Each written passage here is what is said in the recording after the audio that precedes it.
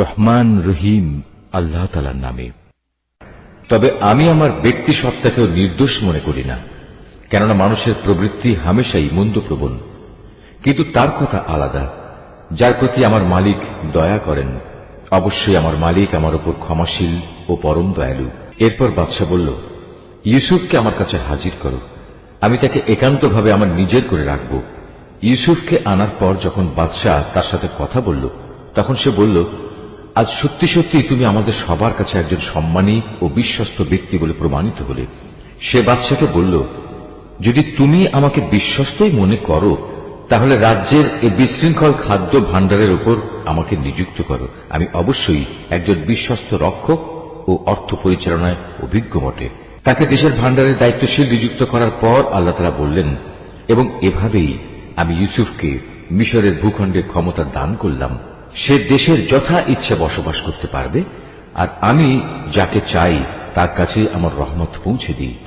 আমি কখনো নেককার লোকদের পাওনা বিনষ্ট করি না। যারা আল্লাহর উপর ঈমান আনে এবং তাকে ভয় করে, তাদের জন্য তো আখিরাতের পাওনা রয়েছে, যা অনেক উত্তম।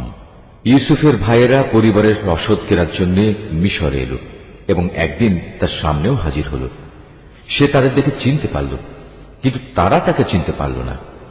যখন সে তাদের রসদের যাবতীয় ব্যবস্থা সম্পন্ন করে দিল, তখন সে তাদের বলল, এরপর যদি আবার আসো, তাহলে তোমরা তোমাদের পিতার কাছ থেকে তোমাদের বৈমাত্রীয় ভাইটিকে নিয়ে আমার কাছে আসবে। তোমরা কি দেখতে পাও না, আমি মাথা হিসাব করে পূর্ণ মাত্রায় মেপে মেপে রসদ দিই। তাছাড়া আমি তো একজন উত্তম অতিথি পরায়ণ ব্যক্তিও বটে। তবে যদি তোমরা আগামীবার তাকে নিয়ে আমার কাছে না আসো, তাহলে আমার কাছে তোমাদের জন্য আর কোনো রসদ থাকবে না। সে অবস্থায় তোমরা আমার কাছেও ঘেঁষো না। তারা বলল, এ বিষয়ে আমরা তার পিতাকে অনুরোধ করে সম্মত করব। আমরা অবশ্যই এ চেষ্টা করব। সে তার রসদ কর্মচারীদের বলল, এ লোকদের মূলধন তাদের মালপত্রের ভেতর রেখে দাও, যাতে করে ওরা তাদের আপনজনদের কাছে ফিরে গেলে এটা জানতে পারে। হতে পারে এ লোভে তারা আবার ফিরে আসবে। যখন তারা তাদের পিতার কাছে ফিরে গেল, তখন তারা বলল, হে আমাদের পিতা, আমাদের ভবিষ্যতের রসদ বন্ধ করে দেওয়া হয়েছে। অতএব তুমি আমাদের ভাইকে আমাদের সাথে যেতে দাও, যাতে করে আমরা তার ভাগ সহ ওজন করে রসদ আনতে পারি। অবশ্যই আমরা তার হেফাজত করব। জবাবে সে বলল, আমি কি তার ব্যাপারে তোমাদের উপর সেভাবে ভরসা করব, যেভাবে ইতিপূর্বে তার ভাইয়ের ব্যাপারে আমি তোমাদের উপর ভরসা করেছিলাম? হ্যাঁ, আল্লাহ তাআলাই হচ্ছেন উত্তম রক্ষক এবং তিনি সর্বশ্রেষ্ঠ দয়ালু। অতঃপর তারা যখন মালপত্র খুলল, তখন তারা তাদের মূলধন যা দিয়ে রসদ খরিদ করেছিল দেখতে পেল, তা তাদের পুরোপুরি ফেরত দেওয়া হয়েছে। এটা দেখে তারা বলল, হে আমাদের পিতা, এর চাইতে বেশি মহানুভবতা আমরা আর কি চাইতে পারি? দেখো, আমাদের মূলধনও আমাদের ফেরত দেওয়া হয়েছে। এবার অনুমতি দাও, আমরা ভাইকে নিয়ে যাই এবং আমরা আমাদের পরিবারের জন্য রসদ নিয়ে আসি। আমরা আমাদের ভাইয়ের হেফাজত করব এবং ভাইয়ের কারণে আমরা অতিরিক্ত একটি উট বোঝাই করে রসদও আনতে পারব। এবার আমরা যা এনেছি এটা তো ছিল পরিমাণে নিতান্ত কম। সে বলল, আমি কখনোই তাকে তোমাদের সাথে পাঠাবো না, যতক্ষণ না তোমরা আল্লাহর নামে আমাকে অঙ্গীকার দেবে যে তোমরা অবশ্যই তাকে আমার কাছে ফিরিয়ে আনবে। তবে হ্যাঁ, কোথাও যদি তোমরা নিজেরাই সমস্যায় পরিবেষ্টিত হয়ে যাও, তাহলে তা হবে ভিন্ন কথা। অতঃপর যখন তারা তার কাছে তাদের অঙ্গীকার পেশ করল, তখন সে বলল, মনে রেখো, আমরা যা কিছু এখানে বললাম, আল্লাহ তাআলাই তার উপর চূড়ান্ত কর্মবিধায়ক হয়ে থাকবেন। সে বলল, হে আমার ছেলেরা, তোমরা মিশরে পৌঁছে কিন্তু এক দরজা দিয়ে নগরে প্রবেশ করো না, বরং ভিন্ন ভিন্ন দরজা দিয়ে প্রবেশ করবে। তাহলে তোমাদের দেখে কারো মনে হিংসা সৃষ্টি হবে না। মনে রাখবে, আল্লাহর ইচ্ছার বিরুদ্ধে আমি তোমাদের কোনো কাজেই আসব না। বিধান জারি করার কাজ শুধু আল্লাহ তাআলার জন্য নির্দিষ্ট। আমি সর্বদা তাঁরই উপর নির্ভর করি। প্রতিটি মানুষ যারা ভরসা করে, তাদের উচিত শুধু আল্লাহর উপরেই ভরসা করা। অতঃপর তারা মিশরে ঠিক সেভাবেই প্রবেশ করল, যেভাবে তাদের পিতা তাদের আদেশ করেছিল। মূলত আল্লাহ তাআলার ইচ্ছার সামনে এটা কোনোই কাজে আসেনি। তবে হ্যাঁ, এটা ছিল ইয়াকুবের মনের একটি ধারণা, যা সে পূর্ণ করে নিয়েছিল। অবশ্যই সে ছিল অত্যন্ত জ্ঞানী ব্যক্তি, কারণ তাকে আমি জ্ঞান শিক্ষা দিয়েছিলাম, যদিও অধিকাংশ মানুষ তা জানে না। যখন তারা ইউসুফের কাছে হাজির হল, তখন সে তার নিজ ভাইকে তার পাশে বসার জায়গা দিল এবং একান্তে তাকে বলল, দেখো, আমি কিন্তু তোমার ভাই ইউসুফ। এরা এযাবৎ তোমার আমার সাথে যা কিছু করে আসছে তার জন্য তুমি মনে কোনো কষ্ট নিও না। অতঃপর সে যখন তাদের রসদপত্রের ব্যবস্থা চূড়ান্ত করে দিল, তখন সবার অজান্তে তার ভাইয়ের মালপত্রের মধ্যে সে একটা রাজকীয় পান পাত্র রেখে দিল। এরপর যখন তারা মালপত্র নিয়ে রওনা দিল, তখন পেছন থেকে একজন আহ্বানকারী ডাক দিয়ে বলল, হে কাফেলা যাত্রী দল, শাহী পানপত্র চুরি হয়ে গেছে, তোমরাই হচ্ছ চোর। ওরা তাদের দিকে একটু এগিয়ে এলো এবং জিজ্ঞেস করল, কি জিনিস যা তোমরা হারিয়েছ? তারা বলল, আমরা রাজার পানপাত্র হারিয়েছি। যে ব্যক্তি তা খুঁজে আনবে তার জন্য উট বোঝাই রসদ দেওয়ার ব্যবস্থা থাকবে এবং আমি তার জামিন থাকব। একথা শুনে তারা বলল, আল্লাহর শপথ, তোমরা ভালো করেই একথা জানো আমরা তোমাদের দেশে কোন রকম বিপর্যয় সৃষ্টি করতে আসিনি, উপরন্তু আমরা চোরও নই। লোকেরা বলল, যদি তল্লাশি নেয়ার পর তোমরা মিথ্যাবাদী প্রমাণিত হও তাহলে যে চুরি করেছে তার শাস্তি কি হবে? তারা বলল, যার মাল সামানের ভেতর সে পানপাত্রটি পাওয়া যাবে সে নিজেই হবে নিজের শাস্তি। আমরা তো আমাদের শরীয়তে জালেমদের এভাবেই শাস্তি দিয়ে থাকি। তারপর সে তার নিজ ভাইয়ের মালপত্রের তল্লাশির আগে ওদের মালপত্র দিয়ে তল্লাশি করতে শুরু করল। অতঃপর তার ভাইয়ের মালপত্রের ভেতর থেকে সে চুরি হয়ে যাওয়া রাজকীয় পানপাত্রটি বের করে আনল। এভাবেই ইউসুফের জন্য আমি তার ভাইকে কাছে রাখার একটা কৌশল শিক্ষা দিয়েছিলাম। নতুবা মিশরের রাজার আইন অনুযায়ী সে তার ভাইকে চাইলেই রেখে দিতে পারত না। হ্যাঁ, আল্লাহ তাআলা যদি চান তা ভিন্ন কথা। আমি যাকেই চাই তার মর্যাদা বাড়িয়ে দিই। প্রত্যেক জ্ঞানবান ব্যক্তির ওপরেই রয়েছেন অধিকতর জ্ঞানী সত্তা, যা বৃহত্তর জ্ঞানকেই পরিবেষ্টন করে আছে। যখন বস্তুটি পাওয়া গেল তখন তারা বলল, যদি সে চুরি করেই থাকে তাহলে এতে আশ্চর্যজনক হওয়ার কিছু নেই। এর আগে তার ভাইও তো চুরি করেছিল। নিজের সম্পর্কে এত জঘন্য কথা শুনেও কিন্তু ইউসুফ প্রকৃত ব্যাপার নিজের মনে গোপন করেই রাখল। আসল ঘটনা যা তা কখনো তাদের কাছে প্রকাশ করল না। মনে মনে শুধু এটুকুই সে বলল, তোমাদের অবস্থা তো হচ্ছে আরো নিকৃষ্ট। তোমরা আমাদের সম্পর্কে যা বলছো সে ব্যাপারে আল্লাহ তাআলাই ভালো জানেন। তারা বলল, হে আজিজ, এ ব্যক্তি যাকে তুমি ধরে রেখেছ তার পিতা বেঁচে আছে, সে অতিশয় বৃদ্ধ, সুতরাং এর জায়গায় তুমি আমাদের একজনকে রেখে দাও। আমরা দেখতে পাচ্ছি আসলেই তুমি মহানুভব ব্যক্তিদের একজন। সে বলল, আল্লাহ তাআলা আমাকে ক্ষমা করুন, যার কাছে আমরা আমাদের হারানো মাল পেয়েছি তাকে বাদ দিয়ে অন্য কাউকে রেখে দেব কি করে? এমনটি করলে আমরা তো জালেমদের অন্তর্ভুক্ত হয়ে যাব। অতঃপর তারা যখন তার কাছ থেকে সম্পূর্ণ নিরাশ হয়ে পড়ল তখন তারা একাকী বসে নিজেদের মধ্যে সলা পরামর্শ করতে লাগল। তাদের মধ্যে যে বয়সে বড় ছিল সে বলল, আচ্ছা, তোমরা কি এটা জানো না তোমাদের বৃদ্ধ পিতা তোমাদের কাছ থেকে আল্লাহর নামে অঙ্গীকার নিয়েছিলেন? তাছাড়া এর আগে ইউসুফের ব্যাপারেও তোমরা কত বড় অন্যায় করেছিলে। আমি তো কোনো অবস্থায় এ দেশ থেকে নড়ব না যতক্ষণ না আমার পিতা আমাকে তেমন কিছু করতে অনুমতি দেন, কিংবা আল্লাহ তাআলা আমার জন্য সুন্দর কোনো একটা ব্যবস্থা করে না দেন। মূলত আল্লাহ তাআলাই হচ্ছেন সর্বোত্তম ফয়সালাকারী। বয়সে বড়টিও তাদের বলল, তোমরা বরং তোমাদের পিতার কাছে ফিরে যাও এবং তাকে বলো, হে আমাদের পিতা, তোমার ছেলে বাদশার পানপাত্র চুরি করেছে। আমরা তো সেটুকুই বর্ণনা করি যা আমরা জানতে পেরেছি। আমরা তো গায়েবের খবর সংরক্ষণ করতে পারি না। তোমার বিশ্বাস না হলে যে জনপদে আমরা অবস্থান করেছি তাদের কাছে জিজ্ঞেস করো এবং সে কাফেলাকেও জিজ্ঞেস করো যাদের সাথে আমরা একত্রে এসেছি। আমরা আসলেই সত্য কথা বলছি। দেশে ফিরে পিতাকে তারা এভাবেই বলল। কথাগুলো শুনে সে বলল, আসলে তোমাদের মন তোমাদের সুবিধার জন্য একটা কথা বানিয়ে নিয়েছে এবং তাই তোমরা আমাকে বলছো। অতঃপর সবরই হচ্ছে উত্তম পন্থা। আল্লাহ তাআলার অনুগ্রহ থেকে এটা খুব দূরে নয়। তিনি হয়তো ওদের সবাইকে একত্রেই একদিন আমার কাছে এনে হাজির করবেন। অবশ্যই আল্লাহ তাআলা সর্বজ্ঞ ও প্রজ্ঞাময় কুশলী। সে ওদের কাছ থেকে মুখ ফিরিয়ে নিল এবং নিজে নিজে বলল, হাই ইউসুফ, তুমি এখন কোথায়? শোকের কারণে কাঁদতে কাঁদতে তার চোখ সাদা হয়ে গেছে। সে নিজেও ছিল মনোকষ্টে দারুণভাবে ক্লিষ্ট। পিতার এই অবস্থা দেখে তারা বলল, আল্লাহর কসম, তুমি তো দেখছি শুধু ইউসুফের কথা মনে করে যাবে, যতক্ষণ পর্যন্ত না তার চিন্তায় তুমি মুমূর্ষ হয়ে যাবে কিংবা তার চিন্তায় তুমি সম্পূর্ণ ধ্বংস হয়ে যাবে। সে আরো বলল, আমি তো আমার অসহনীয় যন্ত্রণা আমার দুশ্চিন্তাজনিত অভিযোগ আল্লাহ তাআলার কাছে নিবেদন করি এবং আমি নিজে আল্লাহর কাছ থেকে তার কথাবার্তা যতটুকু জানি তোমরা তা জানো না। হে আমার ছেলেরা, তোমরা মিশরে যাও এবং ইউসুফ ও তার ভাইকে আরেকবার তালাশ করো। তালাশ করার সময় তোমরা আল্লাহ তাআলার রহমত থেকে মোটেই নিরাশ হয়ো না। আল্লাহ তাআলার রহমত থেকে তো শুধু কাফেররাই নিরাশ হতে পারে। তারা যখন পুনরায় তার কাছে হাজির হল, তখন তারা বলল, হে আজিজ, আমাদের পরিবার পরিজন দুর্ভিক্ষের কারণে বিপন্ন হয়ে পড়েছে। এবার আমরা সামান্য কিছু পুঁজি এনেছি, এটা গ্রহণ করে আমাদের পূর্ণ মাত্রায় রসদ দান করার ব্যবস্থা করুন। মূল্য হিসেবে নয়, বরং এটা আমাদের বিপন্ন মনে করে দান করুন। যারা দান খয়রাত করে আল্লাহ তাআলা তাদের পুরস্কৃত করেন। ভাইদের এ আকুতি শুনে সে বলল, তোমরা কি জানো তোমরা ইউসুফ ও তার ভাইয়ের সাথে কি আচরণ করেছিলে? কত মূর্খ ছিলে তোমরা তখন। তারা বলে উঠল, তুমি কি ইউসুফ? সে বলল, হ্যাঁ, আমি ইউসুফ, আর এ হচ্ছে আমার ভাই। আল্লাহ তাআলা আমাদের উপর অনেক মেহেরবানি করেছেন। সত্যি কথা হচ্ছে, যে কোনো ব্যক্তি তাকওয়া ও ধৈর্যের আচরণ করে সে যেন জেনে রাখে আল্লাহ তাআলা কখনোই নেককার মানুষের পাওনা বিনষ্ট করেন না। ওরা বলল, আল্লাহর কসম, আজ আল্লাহ তাআলা নিশ্চয়ই তোমাকে আমাদের উপর প্রাধান্য দিয়েছেন। আমরা আসলেই অপরাধী।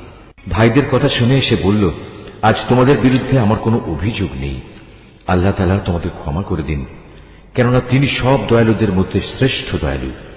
এখন তোমরা বরং আমার গায়ের এই জামাটি নিয়ে যাও এবং একে আমার পিতার মুখমণ্ডলের উপর রেখো, দেখবে তিনি তার দৃষ্টিশক্তি ফিরে পাবেন।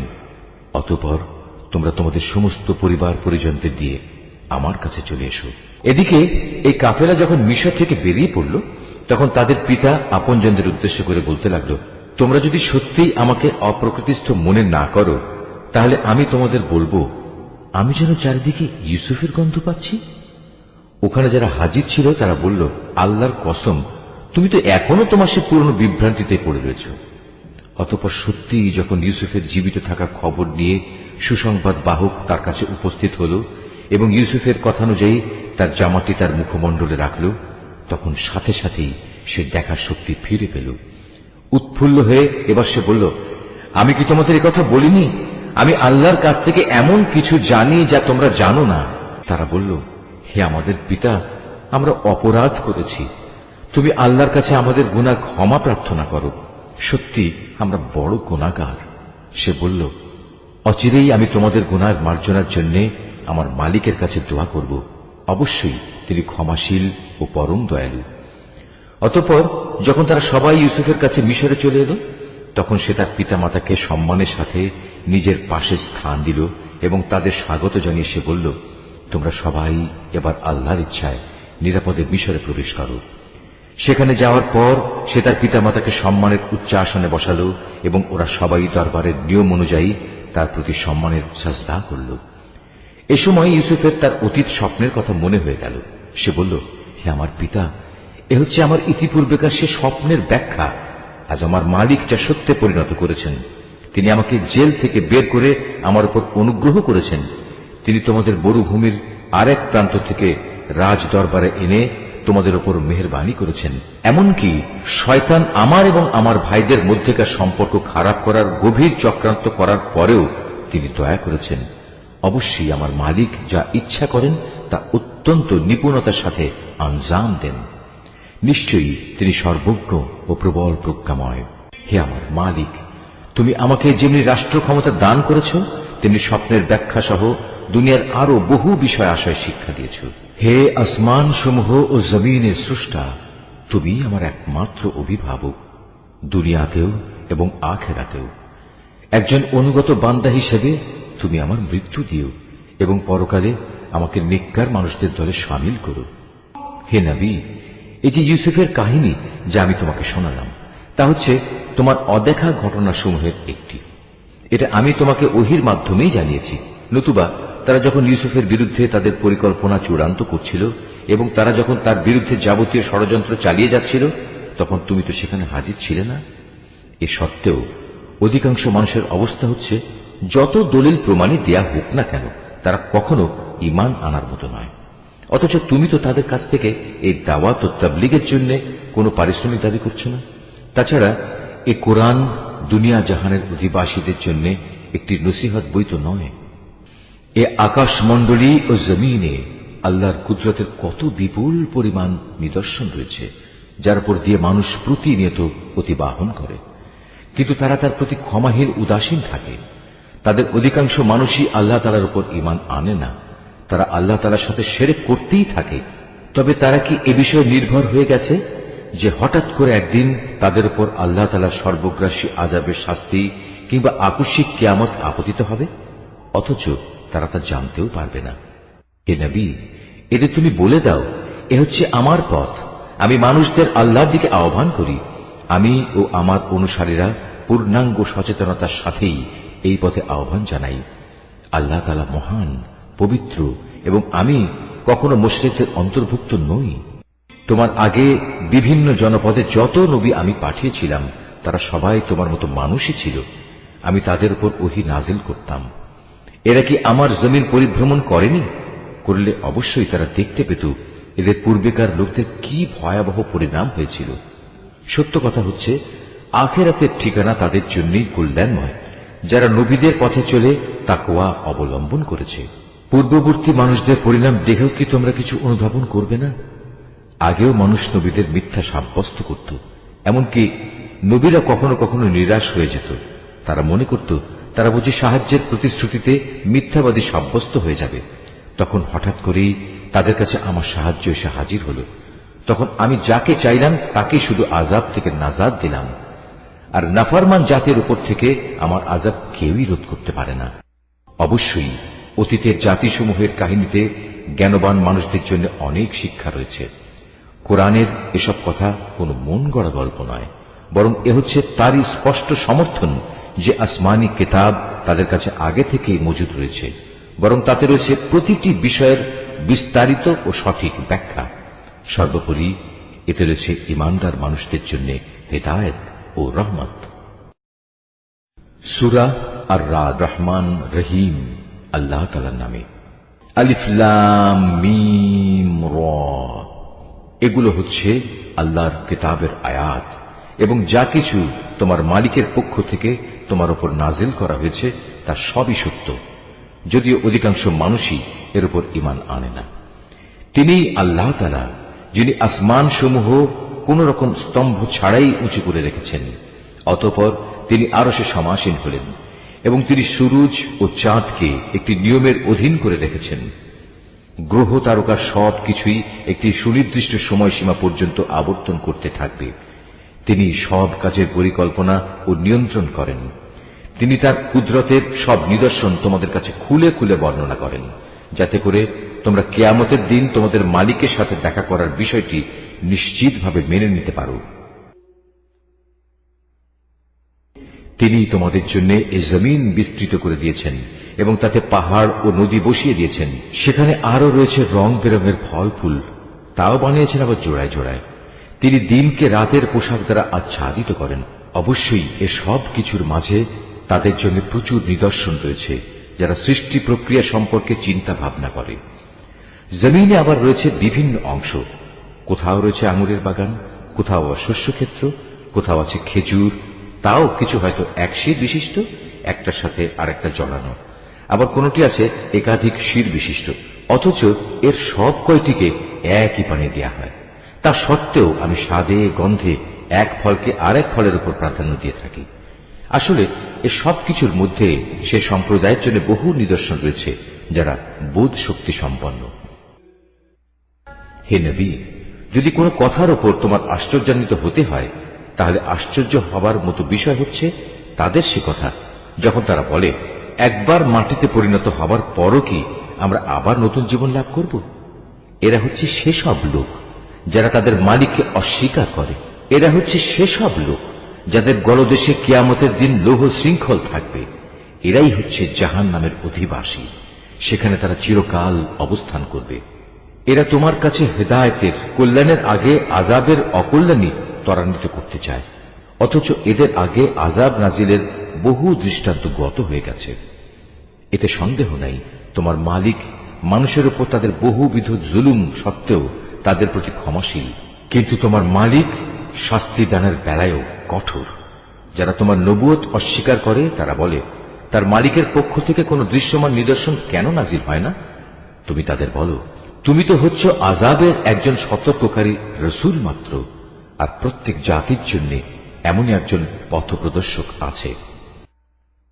প্রতিটি গর্ভবতী নারী তার ভেতরে যা কিছু বহন করে চলেছে এবং তার জরায়ু সন্তানের যা কিছু বাড়ায় কমায় তার সবই আল্লাহ তাআলা জানেন। তার কাছে প্রতিটি বস্তুরই একটি পরিমাণ নির্দিষ্ট করা আছে। তিনি দেখা অদেখা সব কিছুই জানেন। তিনি মহান, তিনি সর্বোচ্চ মর্যাদাবান। তোমাদের মাঝে কোনো লোক আস্তে কথা বলুক কিংবা জোরে বলুক, কেউ রাতের অন্ধকারে আত্মগোপন করে থাকুক কিংবা দিনে আলোর মাঝে বিচরণ করুক, এগুলো সবই তার কাছে সমান। মানুষ যে অবস্থায় থাক না কেন, তার জন্য আগে পেছনে একের পর এক আসা ফেরেশতার দল নিয়োজিত থাকে। তারা আল্লাহর আদেশে তাকে হেফাজত করে। আল্লাহ তাআলা কখনো কোনো জাতির অবস্থার পরিবর্তন করেন না যতক্ষণ না তারা নিজেরা নিজেদের অবস্থা পরিবর্তন করে। আল্লাহ তাআলা যখন কোনো জাতির জন্য কোনো বিপদ পাঠাতে চান, তখন তার রদ করার কেউ থাকে না, না তিনি ব্যতীত ওদের কোনো অভিভাবক থাকতে পারে। তিনিই তোমাদের বিদ্যুতের চমক দেখান, তা মানুষের মনে যেমন ভয়ের সঞ্চার করে তেমনি বহু আশারও সঞ্চার করে। এবং তিনি পানি সঞ্চয়নী মেঘমালা সৃষ্টি করেন। আর মেঘের নিষ্প্রাণ গর্জন যেমন তার সপ্রশংস মহিমা ও পবিত্রতা ঘোষণা করে, তেমনি সপ্রাণ ফেরেশতারাও তার ভয়ে তার মাহাত্ম্য ঘোষণা করে। তিনি আকাশ থেকে বজ্রপাত করান, অতঃপর যার উপর তিনি চান তার উপরে তিনি তা পাঠান।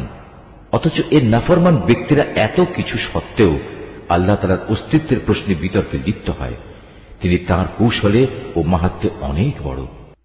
এই আয়াতটি যিনি তেলাওয়াত করবেন এবং যিনি এই আয়াতটির তেলাওয়াত শুনবেন, তাদের সবাইকে এখানে একটি সাজদা আদায় করতে হবে। এটা ওয়াজিব।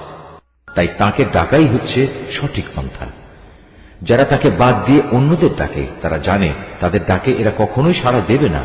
এদের উদাহরণ হচ্ছে, যেমন একজন মানুষ যে পিপাসায় কাতর হয়ে নিজের উভয় হাত পানির দিকে প্রসারিত করে এই আশায় যে পানি নিজে নিজেই তার মুখে এসে পৌঁছবে, অথচ তা কোনো অবস্থায় তার কাছে পৌঁছবার নয়। কাফেরদের দোয়া এমনিভাবে নিষ্ফল ঘুরতে থাকে।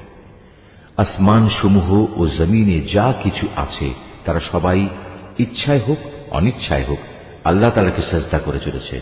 এমনকি সকাল সন্ধ্যায় তাদের ছায়াগুলো তাদের মালিককে সাজদা করছে। হে নবী, এতে তুমি জিজ্ঞেস করো, আসমান সমূহ ও জমিনের মালিক কে? তুমি তাদের বলো, একমাত্র আল্লাহ। আরো বলো, তোমরা কেন আল্লাহকে বাদ দিয়ে অপরকে নিজেদের অভিভাবক রূপে গ্রহণ করছো, যারা নিজেদের কোনো লাভ লোকসান করতেও সক্ষম নয়? তুমি এদের জিজ্ঞেস করো, কখনো অন্ধ ও চক্ষুষ্মান ব্যক্তি কি সমান হয়? কিংবা অন্ধকার ও আলো কি কখনো এক হয়? অথবা এরা আল্লাহর সাথে এমন কিছুকে শরীক করে নিয়েছে যে তারা আল্লাহ সৃষ্টির মতো কিছু বানিয়ে দিয়েছে, যার কারণে সৃষ্টির ব্যাপারটি তাদের কাছে সন্দেহের বিষয়ে পরিণত হয়ে গেছে? তুমি তাদের বলো, যাবতীয় সৃষ্টির স্রষ্টা একমাত্র আল্লাহ, তিনি একক ও মহাপরাক্রমশালী। আল্লাহ তাআলা আসমান থেকে পানি বর্ষণ করলেন, অতঃপর নদী নালা ও তার উপত্যকা সমূহ তাদের নিজ নিজ পরিমাণ অনুযায়ী প্লাবিত হল। অতঃপর এ প্লাবন আবর্জনার ফেনা বহন করে উপরে নিয়ে এলো। আবার যারা অলংকার ও যন্ত্রপাতি বানানোর জন্য ধাতুকে আগুনে উত্তপ্ত করে, তখনও কিন্তু তাতে এক ধরনের আবর্জনা ফেনা হয়ে উপরে উঠে আসে। এভাবেই আল্লাহ তাআলা হক ও বাতিলের উদাহরণ দিয়ে থাকেন। অতঃপর আবর্জনার ফেনা এমনি বিফলে চলে যায় এবং পানি যা মানুষের প্রচুর উপকারে আসে তা জমিনেই থেকে যায়। আল্লাহ তাআলা মানুষদের জন্য এভাবেই সুন্দর দৃষ্টান্ত সমূহ পেশ করে থাকেন। যারা তাদের মালিকের এ আহ্বানে সাড়া দেয় তাদের জন্য মহাকল্যাণ রয়েছে। আর যারা তাঁর ডাকে সাড়া দেয় না, কিয়ামতের দিন তাদের অবস্থা হবে, তাদের পৃথিবীতে যা কিছু সম্পদ আছে তা সমস্ত যদি তাদের নিজেদের অধিকারে থাকত, তার সাথে যদি থাকত আরো সমপরিমাণ ধন সম্পদ, তা হলেও আযাব থেকে বাঁচার জন্য তারা তার নির্দ্বিধায় মুক্তিপণ হিসেবে আদায় করে দিত। এরাই হবে সেসব হতভাগ্য মানুষ যাদের হিসাব হবে খুব কঠিন। জাহান্নামই হবে ওদের নিবাস। কত নিকৃষ্ট সে নিবাস! যে ব্যক্তি জানে যে তোমার মালিকের পক্ষ থেকে যা কিছু তোমার উপর নাজিল করা হয়েছে তা একান্তই সত্য, সে কি করে এমন ব্যক্তির মতো হবে যে এ সব কিছু দেখেও অন্ধ হয়ে থাকে? একমাত্র বোধ শক্তি সম্পন্ন ব্যক্তিরাই শুধু উপদেশ গ্রহণ করতে পারে।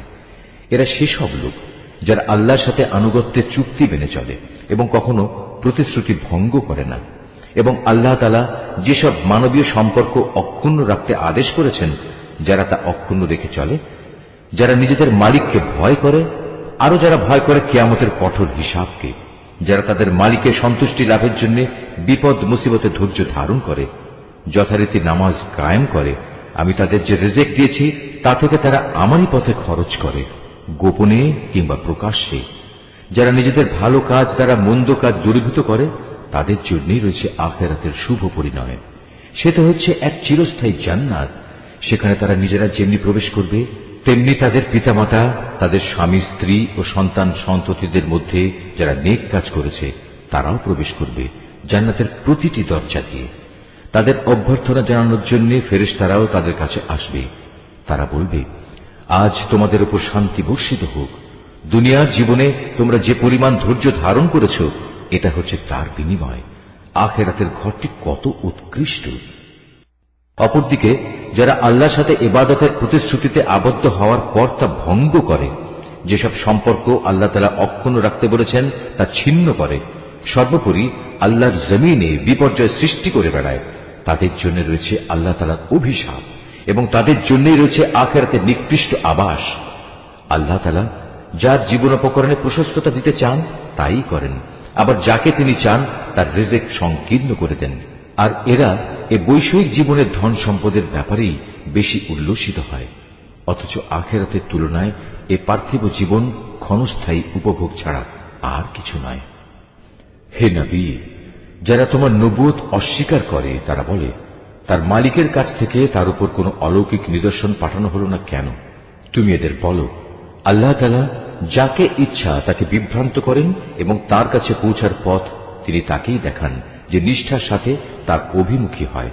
যারা আল্লাহর উপর ঈমান আনে এবং আল্লাহর জিকিরে তাদের অন্তঃকরণ প্রশান্ত হয়, জেনে রেখো আল্লাহর জিকিরই অন্তরসমূহকে প্রশান্ত করে।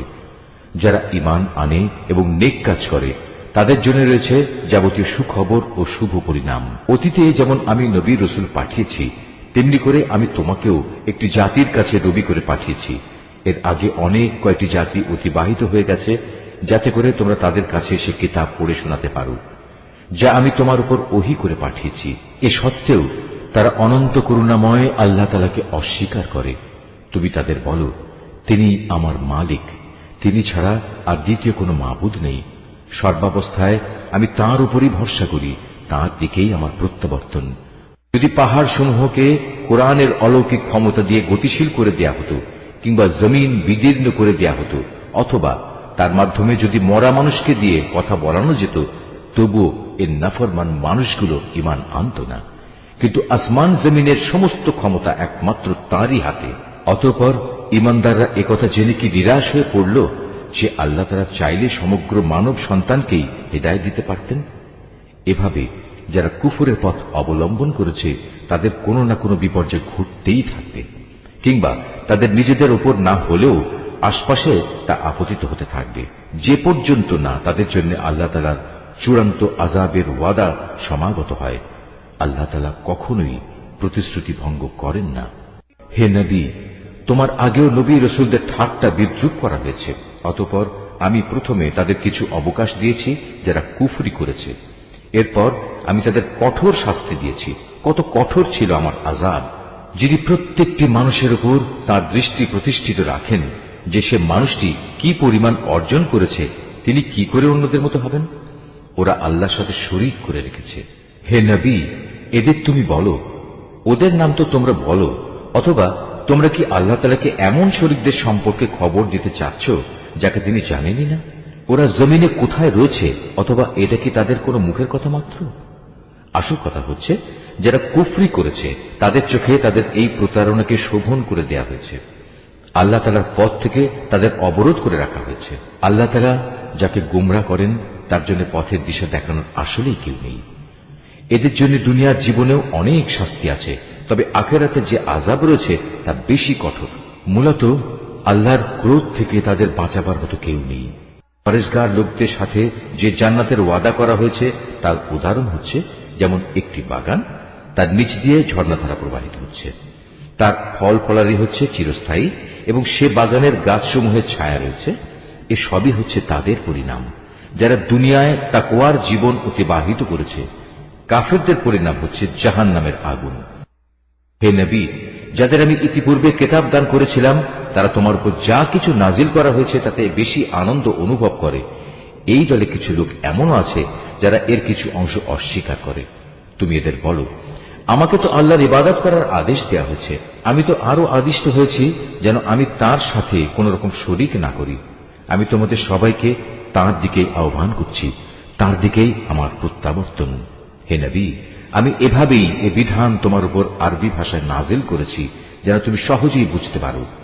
তোমার কাছে আল্লাহর পক্ষ থেকে যে জ্ঞান এসেছে তা সত্ত্বেও যদি তুমি তাদের খেয়াল খুশির অনুসরণ করো তাহলে আল্লাহর সামনে তোমার কোনই সাহায্যকারী থাকবে না, না থাকবে তোমাকে বাঁচাবার মতো কেউ। হে নবী, তোমার আগেও আমি অনেক রসুল পাঠিয়েছি এবং তাদের জন্য আমি স্ত্রী এবং সন্তান সন্ততিও বানিয়েছিলাম। কোন রসুলের কাজ এটা নয় যে আল্লাহর অনুমতি ছাড়া একটি আয়াত সে পেশ করবে। মূলত প্রতিটি যুগের জন্যই ছিল এক একটি কিতাব, আর সেসব কিছুর মাঝ থেকে আল্লাহ তাআলা যা কিছু চান তা বাতিল করে দেন এবং যা কিছু ইচ্ছা করেন তা পরবর্তী যুগের জন্য বহাল রেখে দেন। মূল গ্রন্থ তো তার কাছেই মজুদ থাকে।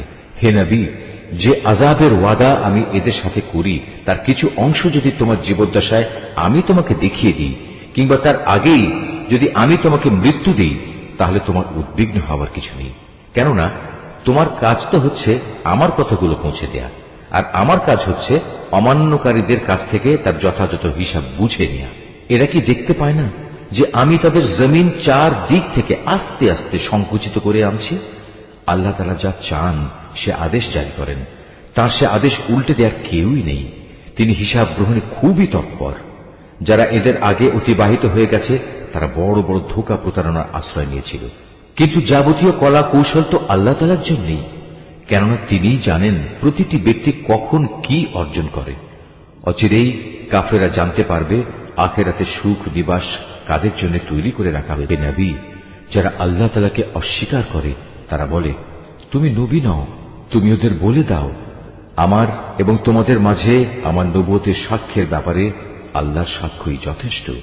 উপরন্তু যার কাছে পূর্ববর্তী কিতাবের জ্ঞান আছে সেও এ ব্যাপারে সচেতন। সূরা ইব্রাহিম। রহমান রহিম আল্লাহ তাআলার নামে। আলিফ লাম রা। এ কোরআন এমন এক গ্রন্থ যা আমি তোমার উপর নাজিল করেছি যাতে করে তুমি এর দ্বারা মানুষদের তাদের মালিকের আদেশক্রমে জাহেলিয়াতের অন্ধকার থেকে ইমানের আলোতে বের করে আনতে পারো, তার পথে যিনি মহাপরাক্রমশালী ও যাবতীয় প্রশংসা পাবার যোগ্য। সে আল্লাহর পথে যার জন্য আকাশমণ্ডলী ও জমিনে যা কিছু আছে সব কিছু নিবেদিত। যারা এ সত্ত্বেও আল্লাহকে অস্বীকার করে তাদের জন্য কঠিন শাস্তি রয়েছে। এ শাস্তি তাদের জন্য যারা পার্থিব জীবনকে পরকালীন জীবনের উপর প্রাধান্য দেয়, মানুষদের আল্লাহর সহজ সরল পথ থেকে দূরে সরিয়ে রাখতে চায়। সর্বোপরি এ পথটাকে নিজেদের খেয়াল খুশি মতো বাঁকা করতে চায়। এরাই হচ্ছে সেসব লোক যারা মারাত্মক গুমরাহিতে নিমজ্জিত রয়েছে।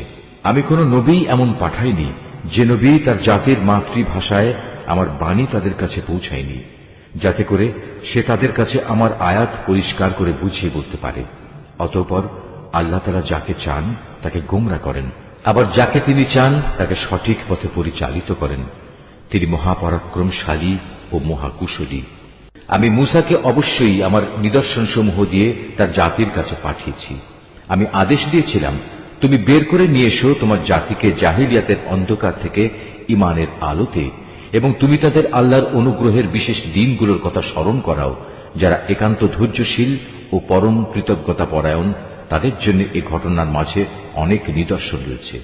মূসা যখন তার জাতিকে বলেছিল, তোমরা তোমাদের উপর আল্লাহ তাআলার নিয়ামত সমূহের কথা স্মরণ করো, বিশেষ করে যখন তিনি তোমাদের ফেরাউনের সম্প্রদায় থেকে মুক্তি দিলেন, যারা তোমাদের কঠোর শাস্তি দিত, তোমাদের ছেলেদের হত্যা করত, তোমাদের মেয়েদের জীবিত রাখত, তোমাদের মালিকের পক্ষ থেকে তোমাদের জন্য এত বড় ধরনের একটি পরীক্ষা নিহিত ছিল।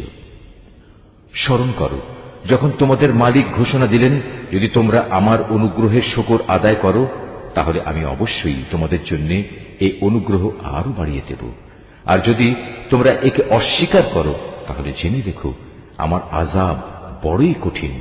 মূসা তার জাতিকে আরো বলেছিল, তোমরা এবং পৃথিবীর অন্য সব মানুষ একত্রেও যদি আল্লাহর নিয়ামত অস্বীকার করো তাতে আল্লাহর কিছুই ক্ষতি হবে না, কেননা আল্লাহ তাআলা হচ্ছেন যাবতীয় অভাব অভিযোগ থেকে মুক্ত, প্রশংসার দাবিদার। তোমাদের কাছে কি তোমাদের আগেকার লোকদের সংবাদ এসে পৌঁছয়নি? নূহের, আদ, সামুদ সম্প্রদায়ের ও তাদের পরবর্তী জাতিসমূহের, যাদের বিবরণ আল্লাহ তাআলা ছাড়া আর কেউই জানে না। সবার কাছেই তাদের নবীরা আমার আয়াতসমূহ নিয়ে এসেছিল। অতঃপর তারা তাদের নিজেদের হাত তাদের মুখে রেখে কথা বলতে তাদের বাধা দিত এবং বলত, যা কিছু পয়গাম নিয়ে তুমি আমাদের কাছে প্রেরিত হয়েছ তা আমরা স্পষ্টত অস্বীকার করি।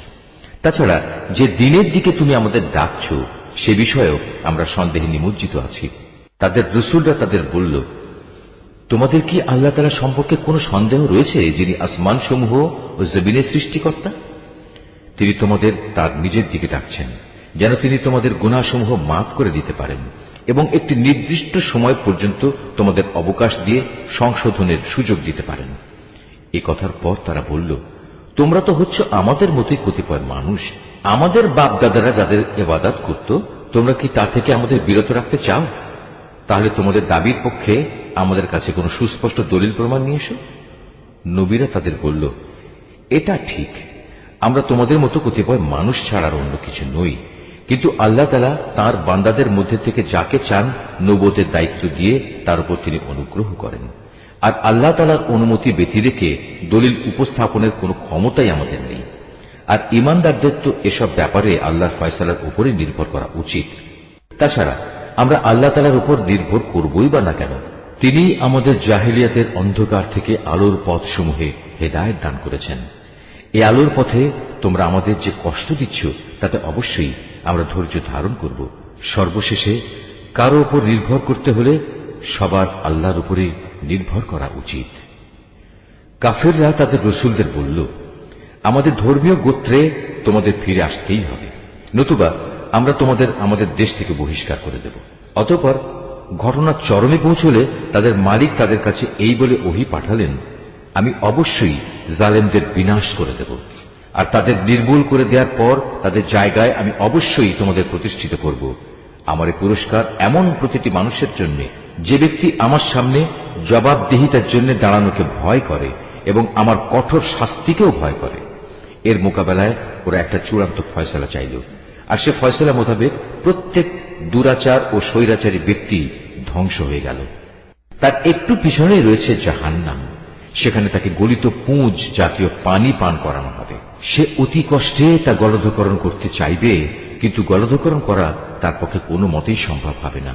উপরন্তু চারদিক থেকেই তার উপর মৃত্যু আসবে, কিন্তু সে কোনো মতেই মরবে না, বরং তার পেছনে থাকবে কঠোর আযাব। যারা তাদের মালিককে অস্বীকার করে তাদের ভালো কাজের প্রতিফল পাওয়ার উদাহরণ হচ্ছে ছাই ভস্মের একটি স্তূপের মতো। ঝড়ের দিন প্রচন্ড বাতাস এসে যা উড়িয়ে নিয়ে যায়। এভাবে ভালো কাজের দ্বারা যা কিছু এরা অর্জন করেছে তার দ্বারা তারা কিছুই করতে সক্ষম হবে না, আর এটাই হচ্ছে এক মারাত্মক গুমরাহি। হে মানুষ, তুমি কি দেখতে পাও না আল্লাহ তাআলা আসমান সমূহ ও জমিনকে যথাবিধি সৃষ্টি করেছেন?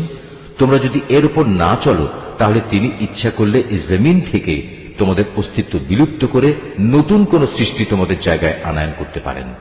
আর এটা বিপুল ক্ষমতাবান আল্লাহর কাছে মোটেই কঠিন কিছু নয়। মহাবিচারের দিন তারা সবাই আল্লাহর সামনে উপস্থিত হবে। যারা দুনিয়ায় দুর্বল ছিল তারা তাদের উদ্দেশ্য করে যারা অহংকার করত বলবে, দুনিয়ায় আমরা তো তোমাদের অনুসারেই ছিলাম, আজ কি তোমরা আল্লাহর আযাব থেকে সামান্য কিছু হলেও আমাদের জন্য কম করতে পারবে? তারা বলবে, আল্লাহ তাআলা যদি আমাদের আজ নাজাতের কোনো পথ দেখিয়ে দিতেন তাহলে আমরা তোমাদেরও তা দেখিয়ে দিতাম। মূলত আজ আমরা ধৈর্য ধরি কিংবা ধৈর্যহারা হই, উভয়টাই আমাদের জন্য সমান কথা। আল্লাহর আযাব থেকে আজ আমাদের কোনোই নিষ্কৃতি নেই। যখন বিচার ফয়সালা হয়ে যাবে তখন শয়তান জাহান্নামীদের বলবে, আল্লাহ তাআলা তোমাদের সাথে যে ওয়াদা করেছেন তা ছিল সত্য ওয়াদা, আমিও তোমাদের সাথে একটি ওয়াদা করেছিলাম, কিন্তু আমি তোমাদের সাথে ওয়াদার বরখেলাপ করেছি। আসলে তোমাদের উপর আমার তো কোনো আধিপত্য ছিল না। আমি তো শুধু এটুকুই করেছি, তোমাদের আমার দিকে ডেকেছি, অতঃপর আমার ডাকে তোমরা সাড়া দিয়েছ। তাই আজ আমার প্রতি তোমরা কোন রকম দোষারোপ করো না, বরং তোমরা তোমাদের নিজেদের উপরই দোষারোপ করো। আজ আমি যেমন তোমাদের উদ্ধারে কোন রকম সাহায্য করতে পারবো না, তেমনি তোমরাও আমার উদ্ধারে কোনো সাহায্য করতে পারবে না। তোমরা যে আগে আমাকে আল্লাহ শরীক বানিয়েছ, আমি তাও আজ অস্বীকার করছি।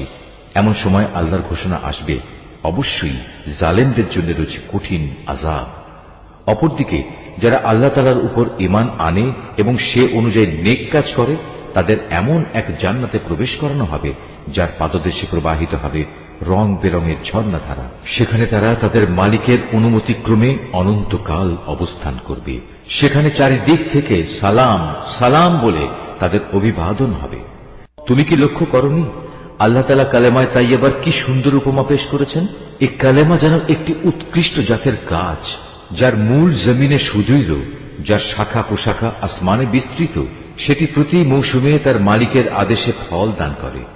আল্লাহ তাআলা মানুষদের জন্য এভাবেই উপমা পেশ করেন, যাতে করে তারা এসব উপমা থেকে শিক্ষা গ্রহণ করতে পারে। আবার খারাপ কালেমার তুলনা হচ্ছে একটি নিকৃষ্ট বৃক্ষের মতো, যাকে জমিনের উপরিভাগ থেকেই মূলোৎপাটন করে ফেলা হয়েছে। এর কোন রকম স্থায়িত্বও নেই।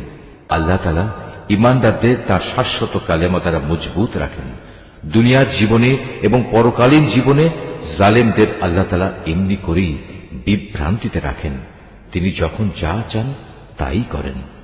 হে নবী, তুমি কি তাদের অবস্থা পর্যবেক্ষণ করনি যারা আল্লাহ তাআলার নিয়ামত অস্বীকার করার মাধ্যমে তাকে বদলে দিয়েছে? পরিণামে তারা নিজেদের জাতিকে ধ্বংসের এক চরম স্তরে নামিয়ে এনেছে, জাহান্নামের অতলে, যেখানে তারা সবাই প্রবেশ করবে। কত নিকৃষ্ট সেই বাসস্থান! এরা আল্লাহ তাআলার জন্য তার কিছু সমকক্ষ উদ্ভাবন করে নিয়েছে, যাতে করে সাধারণ মানুষদের তার পথ থেকে বিভ্রান্ত করতে পারে। হে নবী, এদের তুমি বলো, সামান্য কিছুদিনের জন্য তোমরা ভোগ করে নাও, কেননা অচিরেই জাহান্নামের আগুনের দিকে তোমাদের ফিরে যেতে হবে। হে নবী, আমার যে বান্দা ঈমান এনেছে, তুমি তাদের বলো তারা যেন নামাজ প্রতিষ্ঠা করে, এবং আমি তাদের যে রিজিক দিয়েছি তা থেকে যেন তারা আমারই পথে ব্যয় করে, গোপনে কিংবা প্রকাশ্যে। কিয়ামতের সে দিনটি আসার আগে, যেদিন মুক্তির জন্য কোন রকম সম্পদের বেচাকেনা চলবে না, না এর জন্য কারো কোন রকমের বন্ধুত্ব কাজে লাগবে। তিনি মহান আল্লাহ তাআলা, যিনি আসমান সমূহ ও জমিন সৃষ্টি করেছেন এবং আসমান থেকে পানি বর্ষণ করেছেন। তা দিয়ে আবার জমিন থেকে তোমাদের জীবিকার জন্য নানা প্রকারের ফলমূল উৎপাদন করেছেন। তিনি যাবতীয় জলযানকে তোমাদের অধীন করেছেন, যেন তাঁরই ইচ্ছা অনুযায়ী তা সমুদ্রে বিচরণ করে বেড়ায়, এবং এ কাজের জন্য তিনি নদী নালাকেও তোমাদের অধীন করে দিয়েছেন। তিনি চন্দ্র সূর্যকেও তোমাদের অধীন করে দিয়েছেন। এর উভয়টা একই নিয়মের অধীনে চলে আসছে। আবার তোমাদের সুবিধার জন্য রাত দিনকেও তিনি তোমাদের অধীন করেছেন। তোমরা তার কাছ থেকে প্রয়োজনে যত কিছুই চেয়েছ, তার সবই তিনি তোমাদের সামনে এনে হাজির করেছেন। এবং তোমরা যদি সত্যি সত্যি তার সব নিয়ামত গণনা করতে চাও, তাহলে কখনোই তা গণনা করে শেষ করতে পারবে না। মানুষ আসলেই অতিমাত্রায় সীমা লঙ্ঘনকারী ও নিয়ামতের প্রতি অকৃতজ্ঞ বটে। স্মরণ করো, যখন ইব্রাহিম আল্লাহর কাছে দোয়া করল, হে মালিক, এ মক্কা শহরকে শান্তি ও নিরাপত্তার শহরে পরিণত করো, এবং আমাকে ও আমার সন্তান সন্ততিদের মূর্তি পূজা করা থেকে দূরে রেখো। হে আমার মালিক, নিঃসন্দেহে এ মূর্তিগুলো বহু মানুষকে গোমরা করেছে। অতঃপর যে আমার আনুগত্য করবে সে আমার দলভুক্ত হবে, আর যে ব্যক্তি আমার নাফরমানি করবে তার দায়িত্ব তোমার উপর নয়।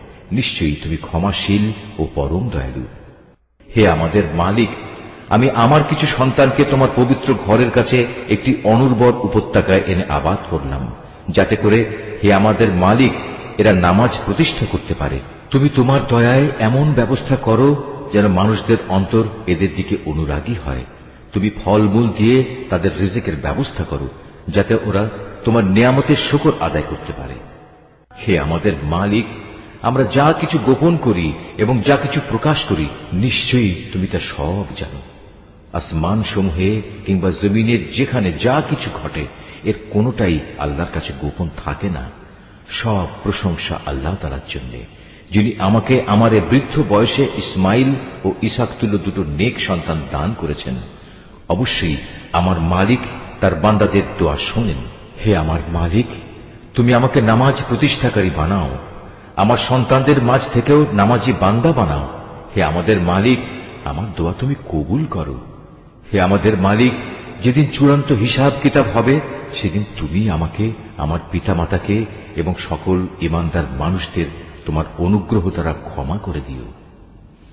হে নবী, তুমি কখনো মনে করো না এ জালেমরা যা কিছু করে যাচ্ছে তা থেকে আল্লাহ তাআলা গাফিল রয়েছেন। আসলে তিনি তাদের সেদিন আসা পর্যন্ত অবকাশ দিয়ে রাখছেন যেদিন তাদের চক্ষু স্থির হয়ে যাবে। তারা আকাশের দিকে চেয়ে ভীত সন্ত্রস্ত অবস্থায় দৌড়তে থাকবে। তাদের নিজেদের প্রতি নিজেদের কোনো দৃষ্টি থাকবে না, ভয়ে তাদের অন্তর বিকল হয়ে যাবে।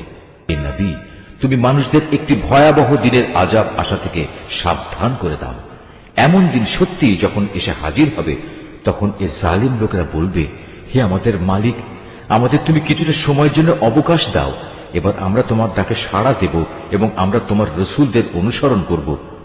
জবাবে বলা হবে, তোমরা কি সেসব লোক যারা ইতিপূর্বে শপথ করে নিজেদের মধ্যে বলাবলি করতে তোমাদের এই জীবনের কোনোই ক্ষয় নেই, অথচ তোমরা তাদের পরিত্যক্ত বাসভূমিতেই বাস করতে, যারা তোমাদের আগে নিজেদের উপর নিজেরা জুলুম করেছিল, এবং এ কারণে আমি তাদের প্রতি কি এ ধরনের আচরণ করেছিলাম তাও তোমাদের কাছে সুস্পষ্ট ছিল। তোমাদের জন্য আমি তাদের দৃষ্টান্ত উপস্থাপন করেছিলাম। সোজা পথে এরা বিভিন্ন চক্রান্তের পন্থা অবলম্বন করেছে।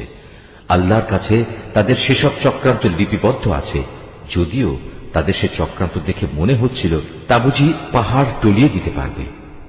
হে নবী, তুমি কখনো আল্লাহ তাআলাকে তার নবীদের দেয়া প্রতিশ্রুতি ভঙ্গকারী মনে করো না। অবশ্যই আল্লাহ তাআলা মহাপরাক্রমশালী ও প্রতিশোধ গ্রহণকারী। প্রতিশোধ হবে সেদিন যেদিন এ পৃথিবী ভিন্ন আরেক পৃথিবী দ্বারা পরিবর্তিত হয়ে যাবে।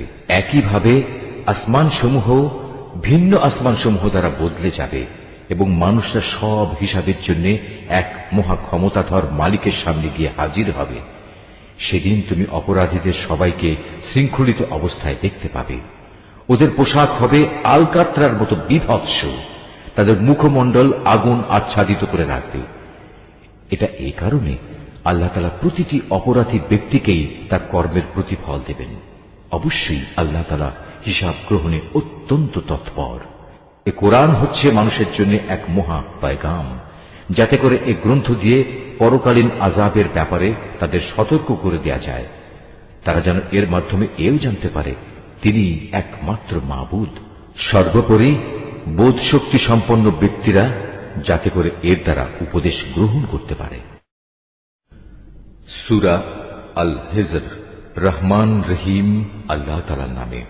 আলিফ লাম র, এগুলো হচ্ছে সেই মহান গ্রন্থ ও সুস্পষ্ট কোরআনের আয়াত।